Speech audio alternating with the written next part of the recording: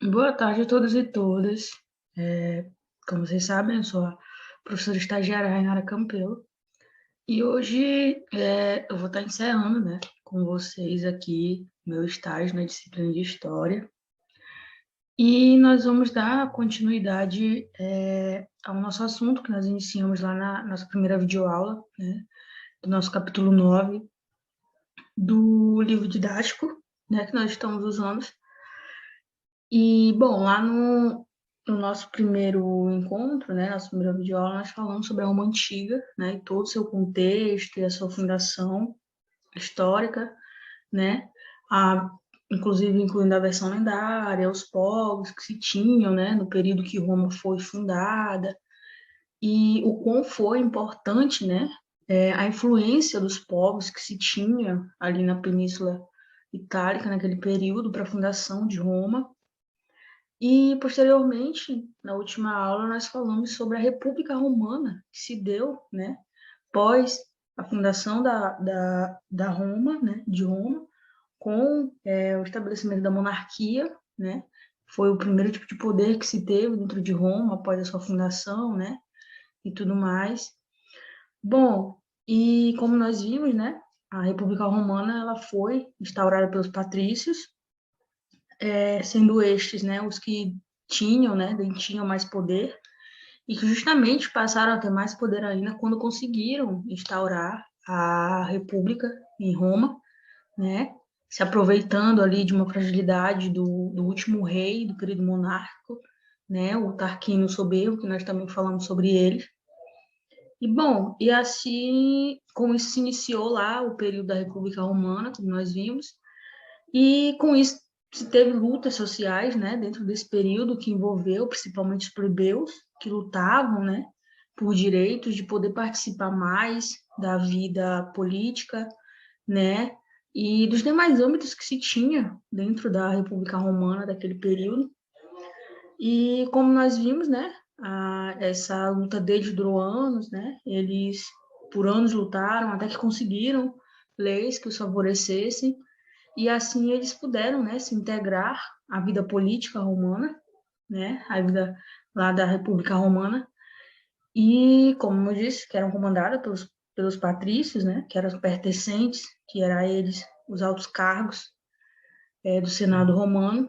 E, bom, em toda essa classe plebeia, eles conseguiram, né, depois de tanto tempo, alcançar um espacinho no Senado, mas, como nós vimos já quase lá no final da nossa aula, não foi exatamente todos a classe de plebeus, né? A classe que tinha um poder econômico, né? Um poder aquisitivo um pouco parecida, né?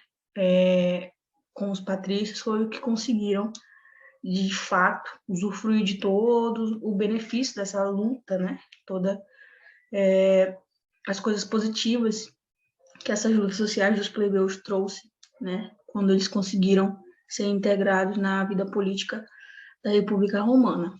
E, bom, e com o tempo, como eu testei no final da nossa aula, né, por assim dizer, conforme foi passando o tempo, essa briga, né, essa disputa que tinha entre os plebeus e os patrícios foi dando uma amenizada, e é onde justamente, né, quando se dá essa amenizada, que os romanos, né, começam a ter novos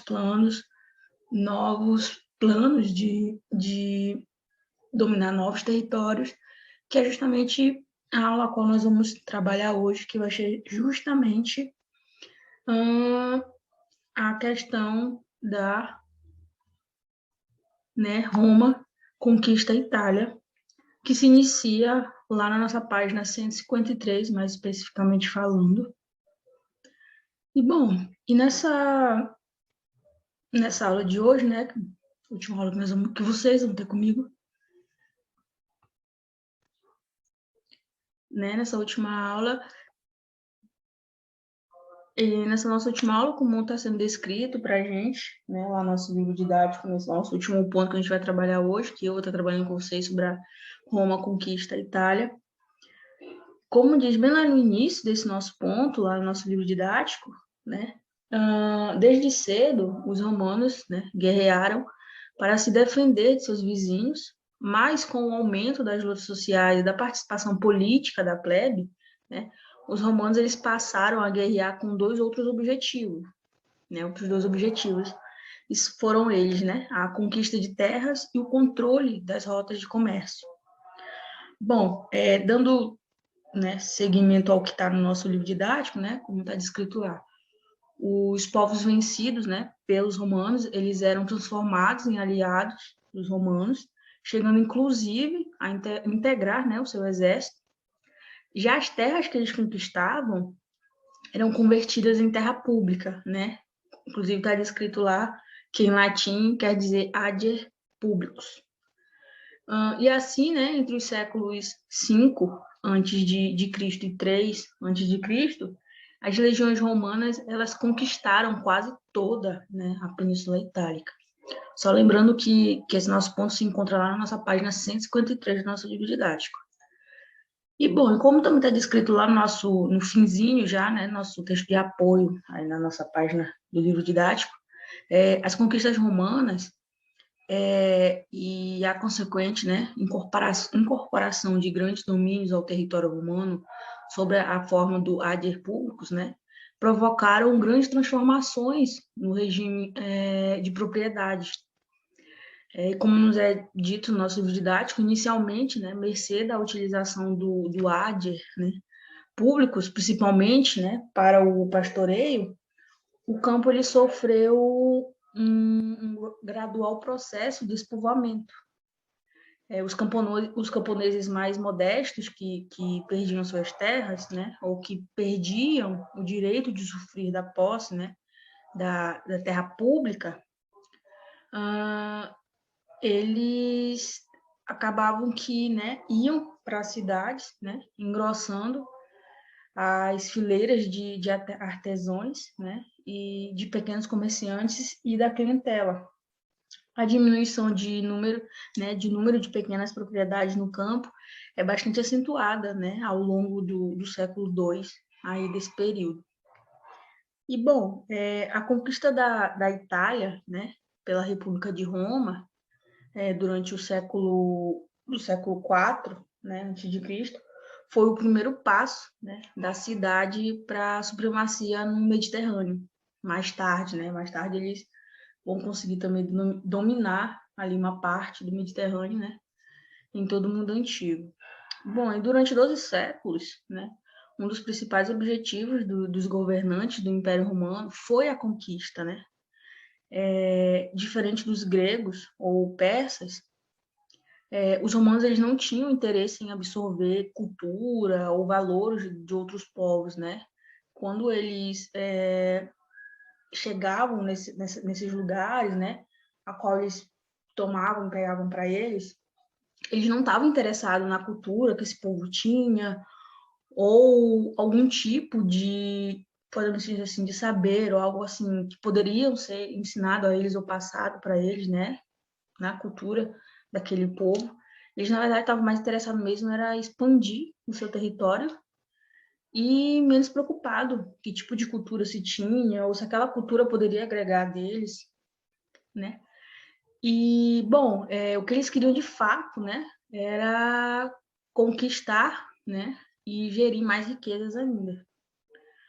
Bom, prova maior disso é a limitada herança romana nos campos das artes ou das ciências, né, porque justamente muitos dos povos a qual né, eles pegavam, né, eles conquistaram ali as regiões, eram bastante ricos nessa questão de artes, né, e tudo mais, para aquele período até um pouco avançado. Porém, como eles estavam menos interessados mais em conquistá-los, né, para agregar mais a riqueza deles, tanto de terra quanto, podemos dizer assim, economicamente falando, eles não se preocuparam com isso e assim não agregaram a cultura deles, né, a cultura dos demais povos que eles foram ali conquistando ao longo do tempo.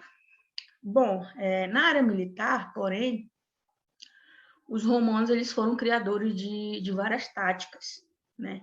Inclusive, a nosso livro didático são nos trazidas duas imagens, né? A primeira é a imagem de uma ilustração de um soldado da infantaria baseada em pesquisas históricas, né? Que a gente pode ver a roupa dele bem equipada, né? Ele está segurando como se fosse um... É como se fosse um... Eu não sei agora dizer exatamente para vocês. Me fugiu a palavra para dizer o que mais ou menos significa isso. Mas a gente vê que ele está com um escudo, né? E como se fosse uma lança, segurando também, né? Como também está com do lado aqui uma, podemos dizer assim, uma espada. E do outro nós temos um soldado que é em cima de um cavalo, que é a ilustração de um soldado da cavalaria, né? Também baseado em pesquisa histórica. E a gente pode ver que a roupa dele já é um pouco diferente, né, do soldado aqui da infantaria. Inclusive, acho que se deve ver um pouco, a lança também é um pouco diferente, né? Enquanto que a lança desse soldado aqui da esquerda, ela é um pouco mais fina, a outra a gente pode ver que na ponta, né, uma ponta mais pontiaguda e mais grossa. Até mesmo a cor da roupa é diferente, né? O que é parecido entre eles, a gente pode perceber é o escudo, né, que eles estão usando. E bom, como eu disse, né, na área militar, né, porém os romanos foram criadores de várias táticas, né, equipamentos e armas naquele período, né? O corte de cabelo militar, por exemplo, né, que os exércitos adotam até hoje, é herança romana. Ele impedia que o adversário, né, prendesse o cabelo, né, tivesse seu cabelo preso pelos soldados inimigos, e por isso eles cortavam o cabelo bem baixinho, para que assim não corresse o risco de, na hora da batalha, né, um adversário conseguisse puxar pelo cabelo, o derrubando e assim, né, conseguindo, podemos dizer que exterminar com aquele soldado para seguir em frente, para ir lutar com os demais. Bom, como eu disse, o corte de cabelo militar é digamos que é uma herança, né, dos romanos, né, para até os dias de hoje. E, bom, outra importante inovação também está no campo da tática militar, né, a formação, por exemplo, de testudo, né, pode ser chamado de tartaruga, né, que inclusive é vista bastante em filmes. Aí vocês podem se perguntar, professora, o que é testudo? Né? A gente sabe que tartaruga é um animal, mas testudo, eu até trouxe aqui para exemplificar para vocês, testudo são isso aqui, ó. Tá aqui sendo mostrado nessas 3 imagenzinhas para a gente, né? Como vocês podem perceber, tem uma de fato, né, uma semelhança, vou botar aqui entre aspas, com o casco de tartaruga, né, pois é totalmente fechado. E era um tipo, né, de tática usada para que os seus soldados não fossem atingidos, né, então eles se uniam, colocavam seus escudos à frente, né, vinham soldados à frente, como pode ser visto na imagem, e colocavam, né, os escudos à frente ou acima da cabeça, como aqui, inclusive nessas 2 primeiras imagens do lado esquerdo, a gente pode estar vendo. E nesse desenho da imagem do lado direito, a gente vê que eles estão, né, bem alinhados ali embaixo, né, dos escudos, se defendendo de coisas que estão jogando neles. Então, esse é um podemos dizer assim, legados, né, que os romanos deixaram, né, no quesito de tática militar aí, até os dias de hoje, que é usado, inclusive. E, bom, além disso, os romanos eles também criaram armas, né, como eu disse, como, por exemplo, o corvo, né, vou mostrar aqui para vocês o que seria esse corvo. O corvo é essa aqui da imagem à esquerda, né, que inclusive até legendei, né, botei um nomezinho para vocês verem melhor. Parece um modelo de catapulta, né, que eu acredito que você já tenha ouvido falar. E, bom, a primeira imagem de cima é uma imagem, uma foto desse corvo, né, essa arma, e embaixo uma ilustração de um desenho de soldados preparando ali para ser usado esse corvo. E, bom, o corvo, ele consistia, né, gente, em uma estrutura de madeira, como a gente pode estar vendo aí na imagem, né, muitas das vezes colocada sobre rodas, né, para ser transportada. a partir da estrutura, né, se estende um feixe, a gente pode ver que esse feixe parece, no finalzinho tem até como se fosse um gancho, né, que pode se mover verticalmente ou até girar horizontalmente, né. Em uma extremidade do feixe foi colocado, né, um grande gancho, como eu disse, ó, a gente pode perceber nessa imagem de cima, parece um ganchinho que a gente tem, semelhante ao bico de um corvo. E é por isso que se é denominado, né, de corvo, um tipo de armamento denominado corvo, com o qual você, né, poderia derrubar paredes, paliçadas, ou até mesmo poderia agarrar e puxar, né, para si mesmo os vagões, né, carros e objetos do inimigo a qual estavam lá, né, os soldados estavam guerrilhando. Bom, o outro, né, tipo que a gente vai ter também que eles deixaram, né, os romanos, assim, eles podem até dizer de herança desse período deles, é o gládio, né? A gente pode ver que parece assim, parece uma faca, né, que tem ali que você coloca dentro de uma bainha, como muitas pessoas chamam, né? E em cima, eu trouxe duas imagens para exemplificar. Em cima é uma pequena e embaixo já uma um pouco maior, né? E o gládio é uma espada grega que foi muito utilizada, né, pelas legiões romanas.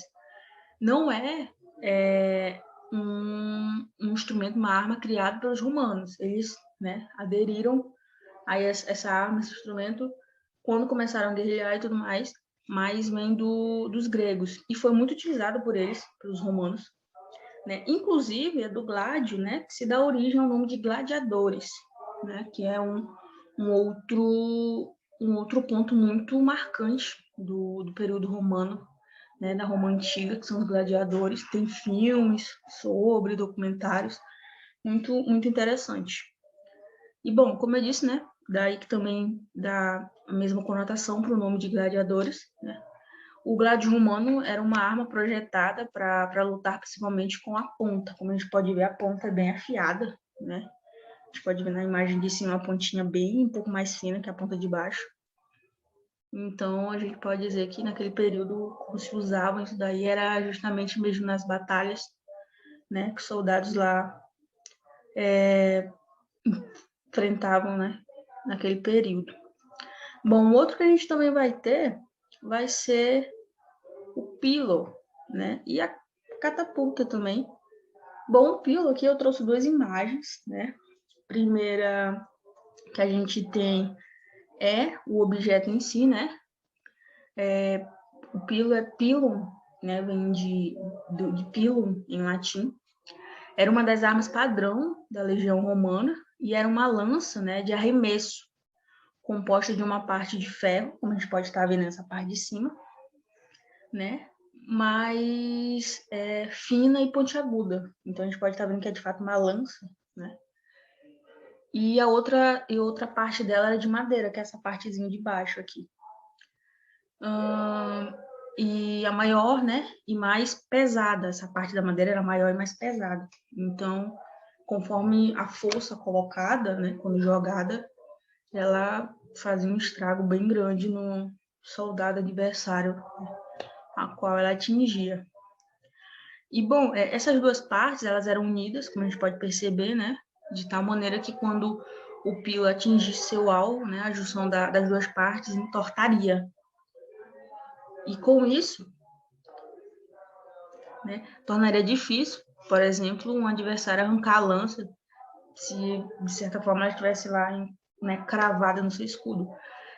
E é muito interessante a gente imaginar, né, que naquele período eles não tinham tanta, como hoje, né, modernidade e tudo mais, para se fazerem, né, armas, né, para que eles lutassem lá nas suas guerras, mas ainda assim eles conseguiram criar armamentos bem peculiares para aquele período e bem avançados até.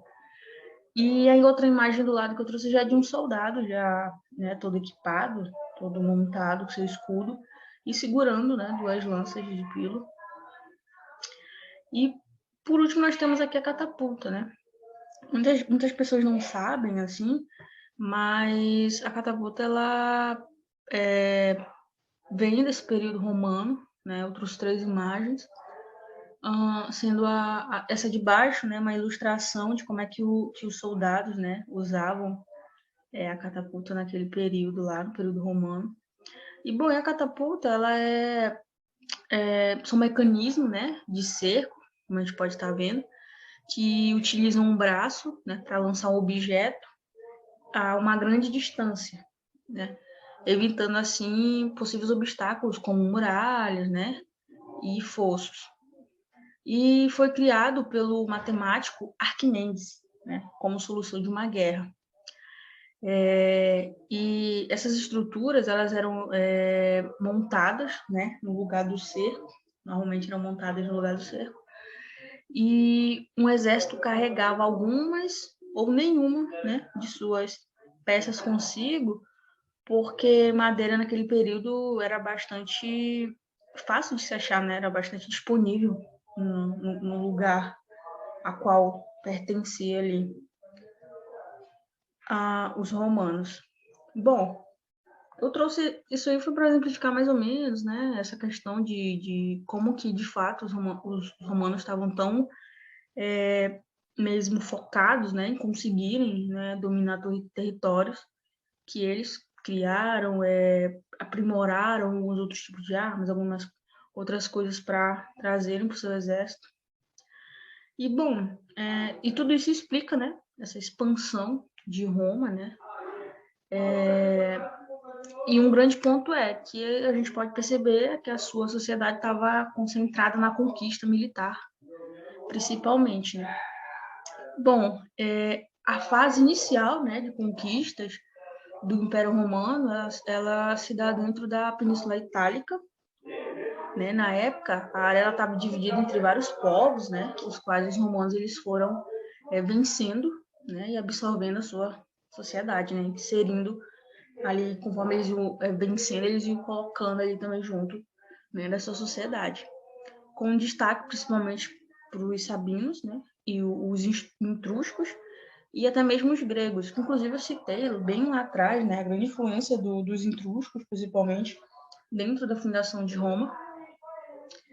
E, bom, esse destaque, né, para esses três povos, firmemente estabelecidos, né, em colônias do sul da península e na Sicília. E é dentro disso, né, conforme os romanos foram conquistando os territórios, que eles, né, integravam a sua sociedade, e com isso, né, se criou as províncias dentro desse ponto a qual eles foram adquirindo território, terreno, né, e tudo mais, se expandindo, se criou as suas províncias, né.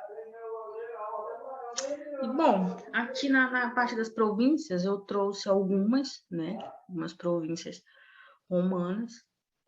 E, bom, o Império Romano, né, ele foi um dos maiores da história e é descrito, inclusive, né, por vários historiadores que ele foi o único, né, a ter alcançado territórios no norte da Europa, né, Oriente Médio, e no norte da África também. Inclusive tem uma expressão chamada, né, uma expressão latina chamada Imperium Sine Fine, que significa império sem fim, que expressa, né, essa ideologia que nem tempo nem espaço, né, limitavam o império de tentar conseguir ali os seus territórios. E, bom, na realidade, a expansão romana ela foi principalmente realizada durante a República, especificamente falando, né? E apesar de partes do norte da Europa terem sido conquistadas no século I, né, quando o domínio romano na Europa, África e Ásia foi reforçado, ainda assim foi durante a República, né, período República de Roma, que essa expansão romana de fato tomou força, né, e se incorporou. E, bom, né, com a expansão romana, os territórios conquistados por Roma foram transformados em províncias, como eu disse, e existiu uma clara diferença, né, entre viver em Roma ou nas províncias, né? Os habitantes da capital, eles usufruíam de privilégios, né? Eles tinham privilégios por serem da capital. Enquanto que o peso fiscal, né, impostos, né, era reservado de uma maneira assim bem pesada as províncias. Também, né, entre a cidade e o campo, a qualidade de vida era melhor e mais agitada, né, para os que lá viviam e que eram privilegiados. Por quê? Porque usufruíam, né, de serviços públicos, né, como termas romanas, aquedutos, teatros, circos, né, diferente dos que viviam nas províncias. E aí no slide, como eu falei, né, eu trouxe algumas, estão aí algumas províncias que eu trouxe para estar exemplificando para vocês. Claro que não são todas que estão aí, não são apenas só essas que tem muito mais, mas eu quis trazer apenas essas para dar uma exemplificada melhor para vocês, né, de quais foram essas províncias. Aqui do lado, a imagem não está muito nítida, porque essa imagem conseguida, né, da internet, ela não estava em uma boa qualidade, até procurei, mas não consegui encontrar. Mas é mais ou menos para exemplificar a parte, né, do território ali, das províncias que se tinha, né, que se foi conquistado ali, formado pela República Romana. Bom, bem, tá na descrição do mapa, diz, né, mapa antigo das províncias romanas.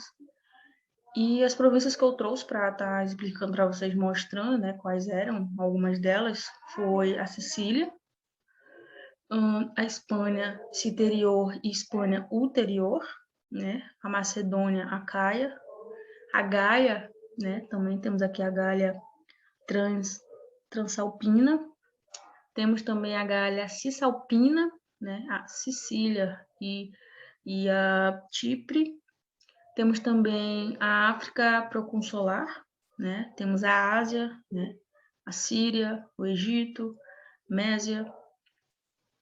E foi essas províncias aí que eu quis trazer para vocês para mostrar, né, o quão grande, né, era esse território aí que foi tomado, né, pela República Romana, né, e como que eles conseguiram crescer aí com essas suas províncias.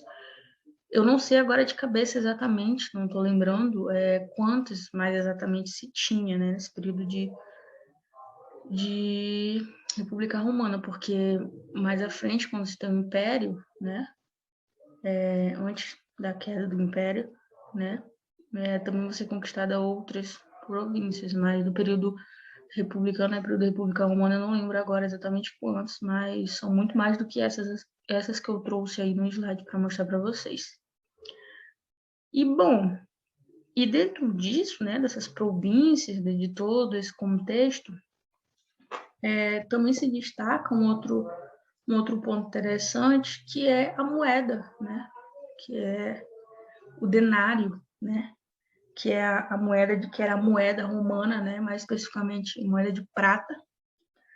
E como está descrito aí, né, no nosso slide, o sistema monetário romano ele incluía o denário, né, que provém do latim, né, denarius, né, plural de denari, que era uma pequena moeda, né, de prata, que era de maior circulação no Império Romano. E, bom, o denário, né, ela era uma moeda de prata romana que tornou-se, né, a moeda que passou a circular na Itália e dentro das províncias. O denário ele é introduzido, né, entre as moedas da República Romana por volta dos anos 200, né, antes de Cristo. A moeda era produzida em prata, né, e pesava cerca de, não me falha a memória agora, de 4 gramas, entre 3, 4 gramas, né. Em latim, a palavra denarius, né, que inclusive está aqui, significa que contém 10, que é o significado dela, né, denarius, que é igual a, que contém 10, né. Inclusive, inicialmente, o denário ele valia 10 asses, né. E aí eu trouxe para vocês aqui essa imagem, um slide para mostrar justamente, né, um exemplo dessas moedas. E durante, né, os anos, né, os romanos eles consideravam inadmissível representar uma pessoa viva sobre as moedas, né, sobre esses denários. E assim, a maior parte dos denários do período, eles costumavam figurar apenas as divindades da mitologia, né, greco-romana. Mais tarde, durante os últimos anos da República, os líderes políticos eles começaram, né, a imprimir os seus rostos, né, seus rostos sobre as moedas e, inclusive, pode estar sendo visto aí, né? E outras duas curiosidades interessantes sobre isso do denário é a seguinte, né? A palavra dinheiro, né, em português que a gente conhece, vem justamente do latim denarius, né? Assim como a palavra denaro em espanhol ou denaro, né, em italiano. Segundo algumas passagens da Bíblia, assim, eu pesquisando, né, para poder dar aula para vocês sobre, segundo algumas passagens da Bíblia, o denário era o salário diário, né, de um trabalhador comum da Roma antiga. Inclusive, é geralmente assim aceito, né, que no fim da República e no início do Principado, que é o início do Império Romano, que se dá pós-República, o denário ele correspondia ao salário, né, diário de um trabalhador, né, e com um denário seria possível comprar equivalente, né, cerca aí de 7 a 8 quilos de pão. Então a gente pode ver que valia, né, de fato, essa moeda de prata era bastante valiosa. E bom, e por fim, né, dentro desse nosso ponto de hoje, que a gente está trabalhando, a gente vai ter nosso livro didático já bem lá na nossa última páginazinha, na página 154, né, que vai ser trago para a gente, que é a cidadania, né, uma comparação entre Roma e Atenas. Bom, esse ponto ele é mais voltado principalmente, né, para nos dizer o seguinte, né, que a cidadania praticada no mundo romano, ela era diferente do que vigorou na Atenas, né, na Atenas de Péricles. Inclusive até nos traz um mapa, né, de localização onde é Atenas e Roma, que vocês podem estar olhando depois, se não tiverem com o livro didático, quando assistirem a aula, quando for assistir, vocês podem estar comparando que o mesmo mapinha que tem no nosso livro didático eu quis trazer para ficar de mais fácil exemplificação, né? A gente pode ver Roma bem aqui, né? E aqui a gente tem Atenas, né? Que inclusive está aqui também marcadinha. A gente tem a Ásia, bem aqui. Mais aqui à esquerda, né? Nós temos a África. Mais ali acima, nós temos a Europa, né? Continente europeu ali. Bom, e continuando, né? Como está lá no nosso vídeo didático, né? A cidadania, né? É um conceito derivado. Cidadania é um conceito que vem derivado da República Francesa, lá em 1789, mais especificamente, né? E ela serve, né? É um conceito que serve para designar um conjunto de membros da sociedade que têm direitos, né, e decidem o destino do Estado. Se para os gregos, né, havia a cidade polis, né, que está descrito para a gente, inclusive isso é lá no nosso textinho de apoio, bem lá quase no final da nossa página, né, se para eles os gregos havia a cidade, né, polis, e só depois o cidadão, né, polis, para os romanos era o conjunto de cidadãos, né, que formavam a coletividade. Se para os gregos havia cidade-estado, né, politeia, para os romanos cidadania, né, ciuitas, né, englobava cidade e estado. E, bom, né, essa cidadania moderna, né, ela se liga de múltiplas maneiras aos antigos romanos, tanto pelos termos utilizados como, né, pela própria noção de cidadão, né. E, bom, e nos é pontuado, né, também aí nosso livro didático, né, que para ser cidadão em Atenas, né, o indivíduo ele tinha de ser, né, de ter nascido livre e ser filho de pai e mãe atenienses, né. Todos os cidadãos, né, ricos ou pobres, eles podiam participar dos debates e do governo da cidade. Enquanto em Atenas, né, a cidadania ela se baseava em um critério étnico, né, filho de pai e mãe atenienses, e geográfico, né, que é o território ateniense.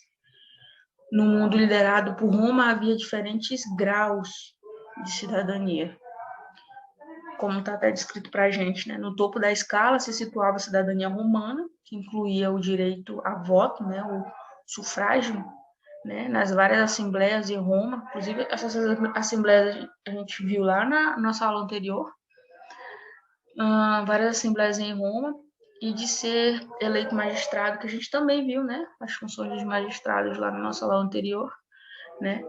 Como na Grécia, né, em Roma, o exercício, né, de cidadania estava ligado com a capacidade, né, de exercer direitos políticos e civis.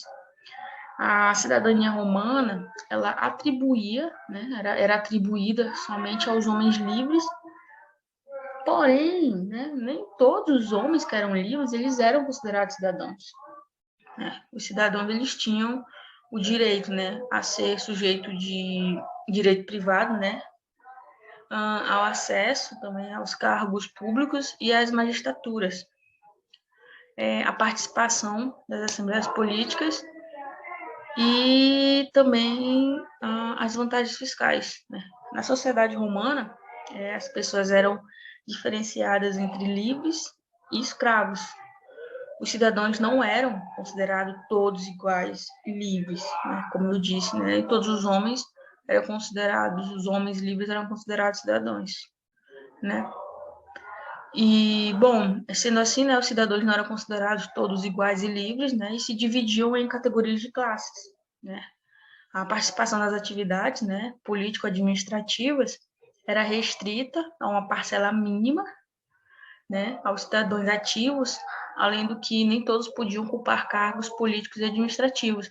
E aí, dentro disso, a gente pode estar dando exemplo lá dos patrícios e dos plebeus, né, já que os patrícios exerciam essa ocupação, né, em cargos políticos e administrativos, enquanto que os plebeus passaram, né, anos e anos lutando para que pudessem ser inseridos dentro da política, né, da política romana, que eles pudessem também ter seus direitos ofertados e que eles pudessem também usufruir, né, dos direitos que os patrícios também tinham. E, bom, a partir dessa cidadania plena, né, definiam-se as outras, por exemplo, a cidadania sem direito de voto, né, chamado de civitas. Nessa, o povo conquistado por Roma mantinha uma autonomia, mas tinha o dever de fornecer homens ao exército romano e pagar tributos a Roma também. E no caso das comunidades itálicas, né, Roma permitia uma autonomia um pouco controlada, né. O direito latino é que estabelecia se o indivíduo podia comerciar e ou até mesmo se casar, né, legalmente com quem tinha cidadania romana, né? E, bom, com isso, né, concluindo, o que a gente tem bem lá no finalzinho da nossa página, nosso livro didático, a gente tem dizendo o seguinte, que a cidade romana é que estabelecia, né, os direitos e deveres de seus aliados e do tipo de cidadania que eles podiam exercer no mundo romano. Pois o que a gente vê disso é o seguinte, pelo fato deles terem se expandido, né, se sobressaía, né, todo o que eles já se tinham dentro de Roma, se sobressaía às demais regiões que eles foram povoando, né, foram pegando para si suas províncias, e era eles que, né, que estabeleciam esses direitos, né, os deveres desses seus aliados, e desse tipo de cidadania, né, e o tipo de cidadania que eles podiam exercer no mundo romano ou não. E é isso, gente, que eu tinha para nossa aula de hoje, né, a nossa última aula, né, que eu vou estar tendo com vocês. E eu espero que eu possa ter agregado, né, no conteúdo para vocês. Alguma dúvida, vocês podem entrar em contato. Estarei à disposição. E, bom, só para terminar, quando, né, se tem toda essa unificação aí dos romanos, né, conseguem essa unificação da Península Itálica, conseguem toda essa expansão do seu território, né, os romanos, eles, o que acontece? Eles partem para um novo objetivo, que esse objetivo, inclusive, vai estar sendo falado no ponto a seguir que tem, né, no nosso livro didático, que não vai ser dado por mim, vai ser dado pela professora mesmo de vocês da disciplina. E os romanos, eles logo, né, estabelecem um novo objetivo, depois que conseguem, né, a sua dominação ali no território da Península Itálica, e é um objetivo maior e até um pouco mais, assim, audacioso, né, por assim dizer, que é a conquista do Mediterrâneo. E esse é o ponto seguinte que se tem aí no nosso livro didático e que vocês vão estar vendo mais posteriormente à frente. E é isso. Obrigado pela atenção de todos e todas. Como eu disse, dúvidas podem entrar em contato. E é isso, gente. Uma boa tarde a todos e todas. Agradeço pela atenção e espero ter agregado, né, conhecimento nessas 3 aulas, videoaulas que eu fiz para vocês. E é isso. Obrigado pela atenção. Tchau, tchau.